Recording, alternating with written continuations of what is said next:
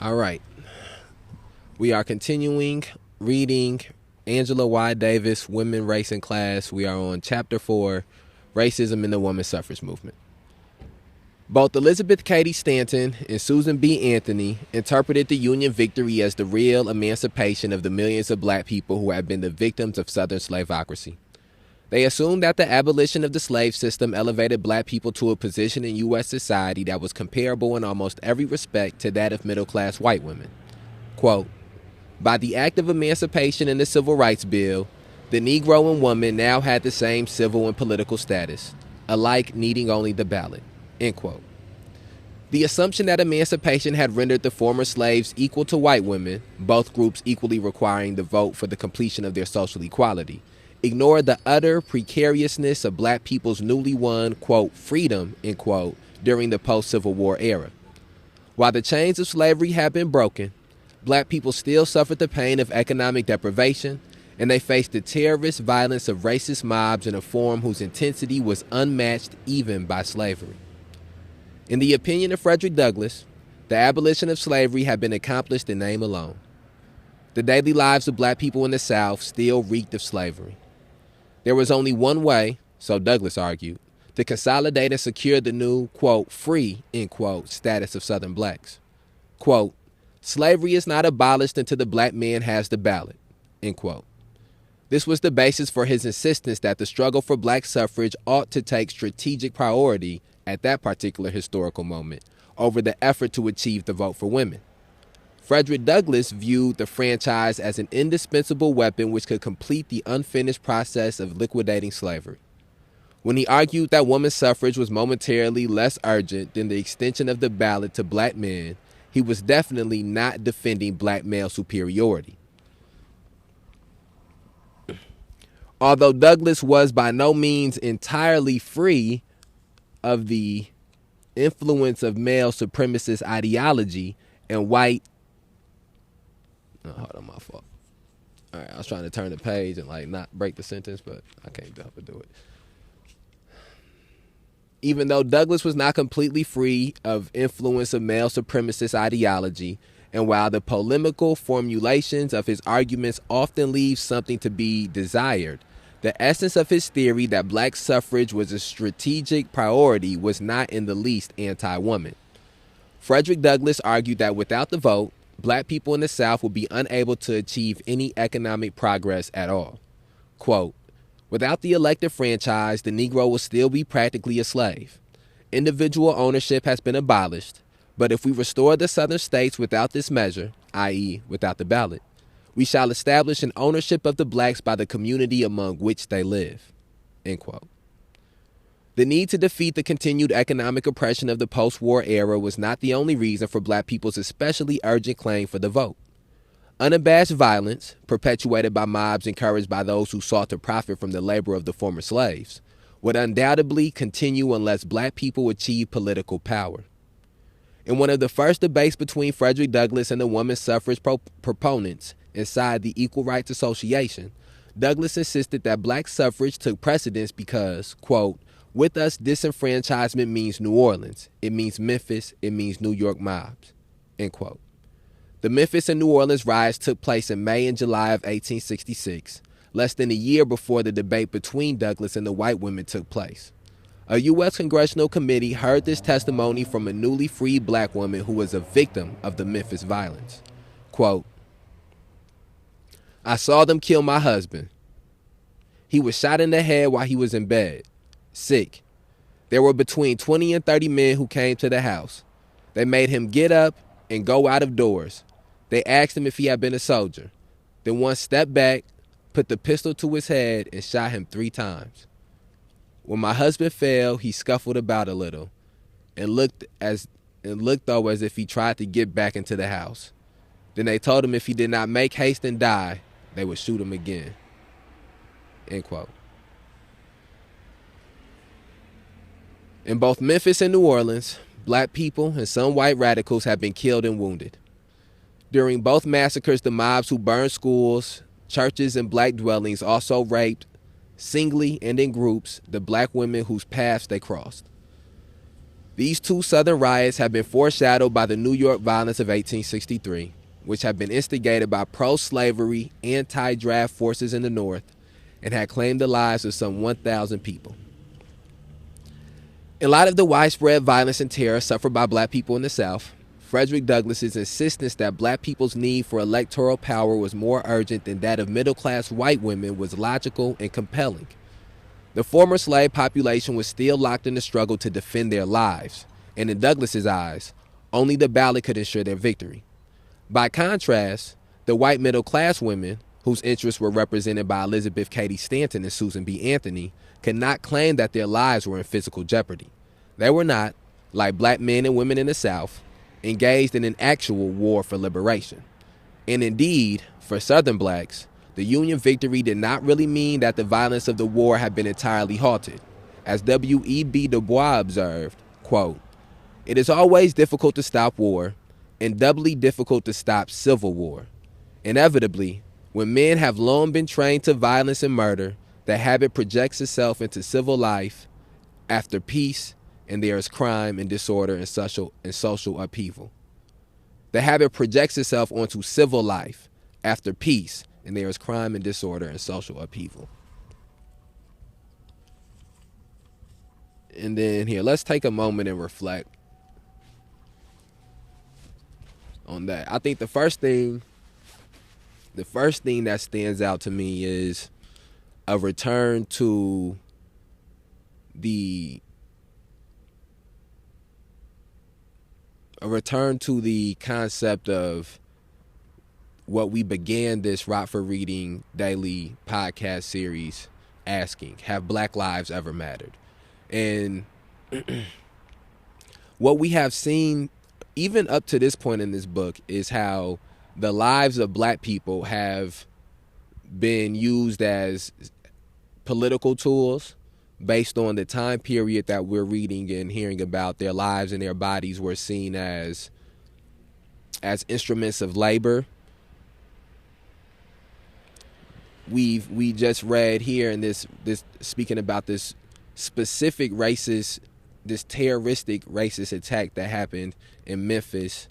We've seen how black people have been targets, and none of these things give value to life. All of these things objectify a human being, objectify the person, and in that objectification, it nulls and voids life mattering. The moment that you objectify something, the moment that you objectify a person, a human being, and turn it into a thing or to a instrument, it devalues their life. It devalues them. To have life is something that is, I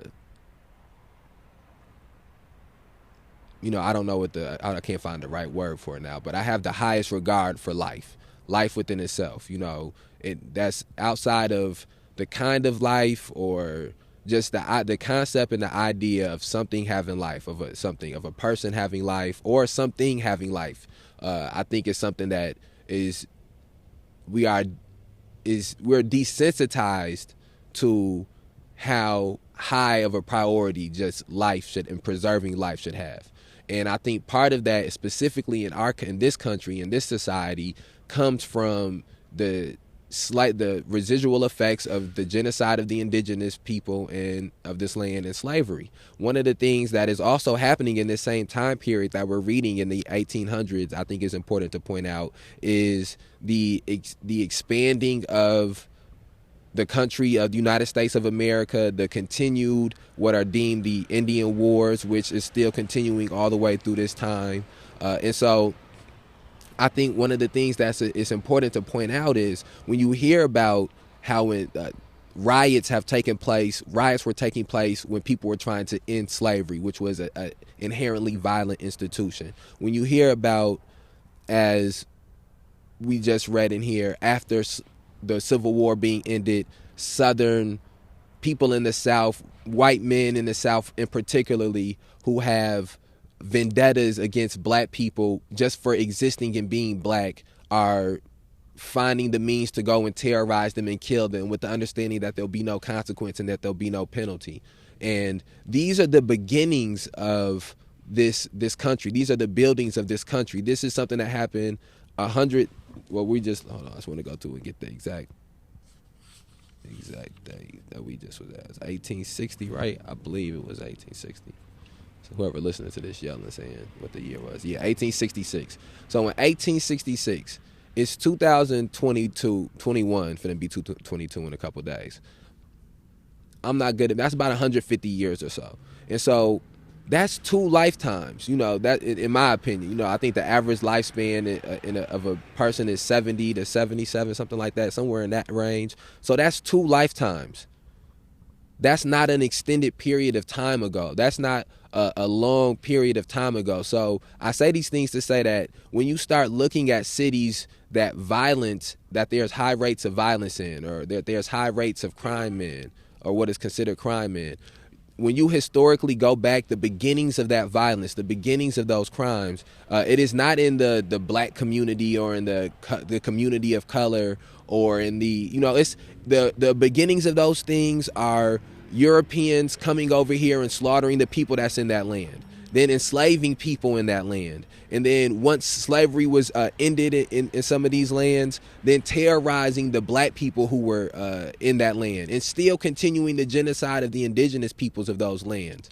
And so when you can create this cycle of violence, you can create a cycle of violence and that engulfs people around you, and you can take anger management classes and then rid yourself of the violence. It doesn't mean that the residual violence that you have left to all of these other people, it doesn't mean that cycle ends for them. And so I think that is something that we have to keep in mind when we want to have a honest, realistic conversation about the type of violence that exists in some of these cities in our society.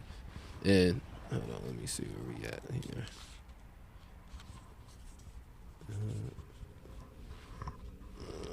Get my glove back on, man. It's a little cold out here. Hold on 1 second. And I know that was a little off from the specific topic at hand, but that was just some of my thoughts. I felt like it was important for that moment.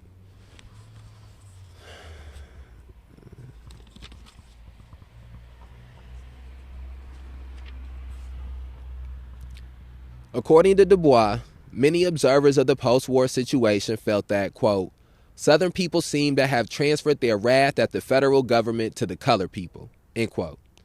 Quote, in Alabama, Mississippi, and Louisiana, it was said in 1866, the life of a Negro is not worth much there. If I have seen one who was shot in the leg while he was riding a mule because the ruffian thought it more trouble to ask him to get off the mule than to shoot him, end quote. And that's, again, another example of black life not mattering. And that's in 1866. As far as black people in the post-war South were concerned, a state of emergency prevailed. Frederick Douglass's argument for black suffrage was based on his insistence that the ballot was an emergency measure. However naive he may have been about the potential power of the vote within the confines of the Republican Party, he did not treat the issue of black suffrage as a political game. For Douglass, the ballot was not a means of ensuring Republican Party hegemony in the South. It was basically a survival measure, a means of guaranteeing the survival of the masses of his people. The women's rights leaders of the post-Civil War era tended to view the vote as an end in itself. Already in 1866, it seemed that whoever furthered the cause of women's suffrage, however racist their motives, was a worthwhile recruit for the women's campaign. Even Susan B. Anthony detected no apparent contradiction in the advocacy of women's suffrage by a congressman who was a self-avowed white supremacist. To the great dismay of Frederick Douglass, Anthony publicly praised Congressman James Brooks, who was a former editor of a pro-slavery newspaper. Although his support of women's suffrage was clearly a tactical move to counter the Republicans' sponsorship of black suffrage, Brooks was enthusiastically lauded by Susan B. Anthony and her colleagues.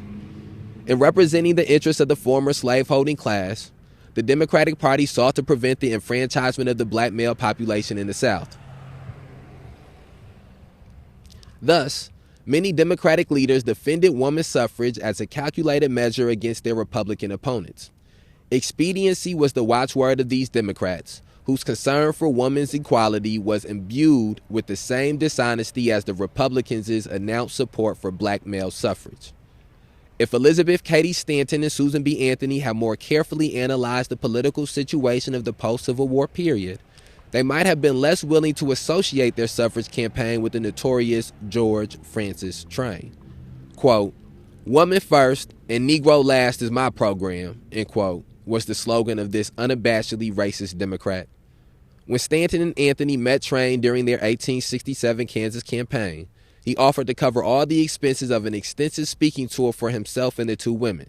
Quote, "Most of our friends started a grave blunder," end quote, wrote Elizabeth Cady Stanton. Quote, "But the result proved otherwise.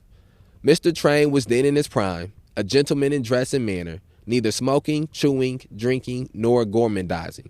He was an effective speaker and actor," end quote. George Francis Train was also described as a, quote, "crack-brained harlequin and semi-lunatic," end quote, as Stanton acknowledges in her reminiscences. Quote, "He is a destitute of principle, and he is of sense. He may be of use in drawing an audience, but so would a kangaroo, a gorilla, or a hippopotamus." That was opinion of William Lloyd Garrison, whose assessment of Train was shared by such figures as Lucy Stone and Henry Blackwell. But Stanton and Anthony were hurting for support, and since Train was willing to assist them, they welcomed him with open arms. With his financial backing, they founded a journal which, at his insistence, was called Revolution. The paper bore the motto, also at his insistence, quote, "Men, their rights and nothing more. Women, their rights and nothing less," end quote. By the time the Equal Rights Association held its 1869 convention, the 14th Amendment, with its implication that only male citizens were unconditionally entitled to the ballot, had already been passed. The 15th Amendment, prohibiting disenfranchisement on the grounds of race, color, or previous condition of servitude, but not sex, was on the verge of becoming law. On the agenda of this era convention was the endorsement of the 15th Amendment. Since the leading proponents of women's suffrage passionately opposed this position, it was clear that an open schism was inevitable. Although the delegates recognized that this would probably be the association's final meeting, Frederick Douglass made a last-minute appeal to his white sisters. Quote, "When women, because they are women, are dragged from their homes and hung upon lampposts, when their children are torn from their arms and their brains bashed upon the pavement, when they are objects of insult and outrage at every turn, when they are in danger of having their homes burnt down over their heads, when their children are not allowed to enter schools, then they will have the same urgency to obtain the ballot," end quote. As blunt and polemical as this argument may have been, there was a lucidity about it that was unmistakable. Its vivid visual imagery demonstrated that the former black slave suffered an oppression that was qualitatively and brutally different from the predicament of white middle-class women. And I'm going to take a moment to end this segment here, but we're going to come back and finish this chapter. All right. Let's continue on with reading Angela Davis's Women, Race, and Class. We are on the top of page 83. As Frederick Douglass argued for the ERA's endorsement of the 15th Amendment, he did not counsel his supporters to entirely dismiss the demand for women's suffrage. On the contrary, the resolution he submitted called for the enthusiastic ratification of, quote, "the extension of suffrage to any class heretofore disenfranchised as a cheering part of the triumph of our whole idea," end quote.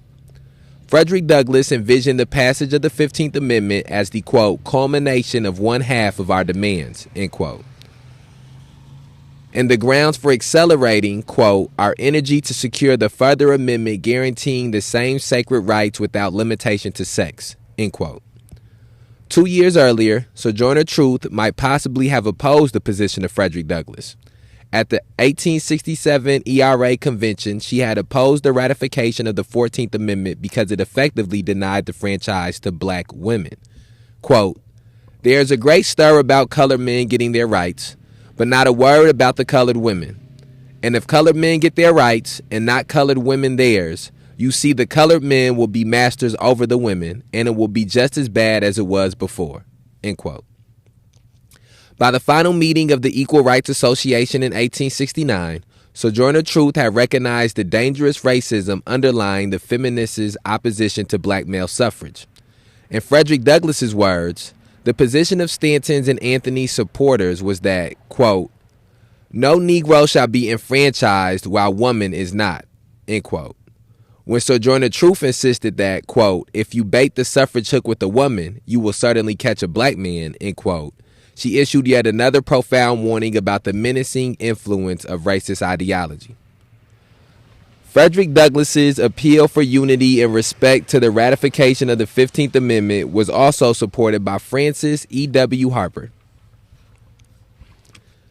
The outstanding black poet and leading advocate of women's suffrage insisted that the enfranchisement of black men was far too vital to her entire people to risk losing it at such a critical moment. Quote, "When it was a question of race, she let the question of sex go." When it was a question of race, she let the lesser question of sex go. End quote. In her speech at the last convention of the Equal Rights Association, Harper appealed to her white sisters to support her people's struggle for liberation. As women, Francis E.W. Harper and Sojourner Truth were outnumbered by those who were not persuaded by Frederick Douglass's appeal for unity. Elizabeth Cady Stanton and Susan B. Anthony were among those who successfully argued for the dissolution of the Equal Rights Association. Shortly thereafter, they formed the National Woman Suffrage Association. As supporters within the ERA of the ratification of the 15th Amendment, Lucy Stone and her husband were joined by Julia Ward Howe as founders of the American Woman Suffrage Association. The dissolution of the Equal Rights Association brought to an end the tenuous, though potentially powerful, alliance between black liberation and women's liberation. In all fairness to such feminist leaders as Stanton and Anthony, it must be said that the former abolitionist men in the ERA were not always shining advocates of sexual equality. Indeed, some of the association's male leaders were intransigent in their defense of male supremacist positions. The black leader, George Downing, was really asking for a fight when he claimed that it was God's will, no less, that man should dominate woman. While Downing's sexism was absolutely inexcusable, Elizabeth Cady Stanton's racist response was no less unjustifiable. Quote, "When Mr. Downing puts the question to me, are you willing to have the colored man enfranchised before the women, I say no. I would not trust him with my rights. Degraded, oppressed himself, he would be more despotic with the governing power than ever our Saxon rulers are. If women are still to be represented by men, then I say let only the highest type of manhood stand at the helm of the state." End quote. Yeah, that's some racist ass shit. Although black men in the ERA cannot claim a spotless record as advocates of women's equality, such utterances as Downing's did not warrant the conclusion that black men in general would be more, quote, despotic, end quote, toward women than their white male counterparts. Moreover, the fact that black men might also exhibit sexist attitudes was hardly a sound reason for arresting the progress of the overall struggle for black liberation. Even Frederick Douglass was sometimes uncritical of the prevalent stereotypes and cliches associated with women, but his occasionally sexist remarks were never so oppressive as to depreciate the value of his contributions to the battle for women's rights in general. By any historian's estimate, Frederick Douglass remains the foremost male proponent of women's emancipation of the entire 19th century. If Douglass deserves any serious criticism for his conduct in the controversy surrounding the 14th and 15th Amendments, it is not so much for his support of black male suffrage, but rather for his seemingly unquestioning faith in the power of the ballot within the confines of the Republican Party.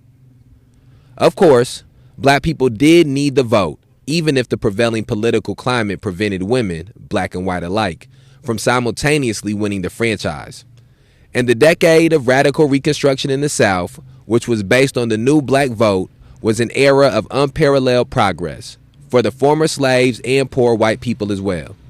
Yet the Republican Party was basically opposed to the revolutionary demands of the black population in the South. Once the Northern capitalists had established their hegemony in the South, the Republican Party, which represented the capitalists' interest, participated in the systematic disenfranchisement of black people in the South. Although Frederick Douglass was the 19th century's most brilliant proponent of black liberation, he did not fully understand the capitalist loyalties of the Republican Party, for whom racism became no less expedient than the initial push for black suffrage. The real tragedy of the controversy surrounding black suffrage within the Equal Rights Association is that Douglass's vision of the franchise as a quasi-panacea for black people may have encouraged the racist rigidity of the feminists' stand on women's suffrage. Excuse me, I was a little rough. A couple of those words. So that brings us to the end of chapter 4 and the beginning of chapter 5, the meaning of emancipation according to black women. I think that we'll end this episode here. The first thing that stands out to me from this entire chapter is seeing some of when you go back in history, you begin to see some of the splintering that's happened from different marginalized groups or subjugated groups who at a certain point in time may have had a more overt common interest. And I think that it's very important for us to, they say if you don't know your history, you're doomed to repeat it. I think it's very important for us to know our history and to learn our history so that way we can avoid making mistakes that have happened in the past. And I think a common thing that happens is when you get black men together, black women together, and white women together. Let's speak about these three specific groups because white men sit at an elevated status in the society. But when those three groups specifically, or women of color in general, women of color, white women, and black people come together, I think we have to learn to acknowledge the differences in our experiences, address those differences in our experiences, but not allow ourselves to be prisoners to those differences. Hold on real quick. Let me see. Oh, shit.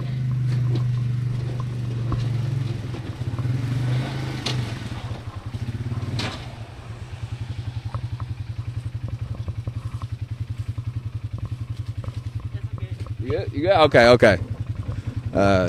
Not allow ourselves to be prisoners to those experiences. And so I think that one of the things that I'll take away from this specifically is being sure to, when listening and speaking and conversing with people from other marginalized or subjugated groups, being sure that when I'm advocating for I got you. Yep. Oh, the blanket. Oh, I got you. Thank you. Yep. My fault.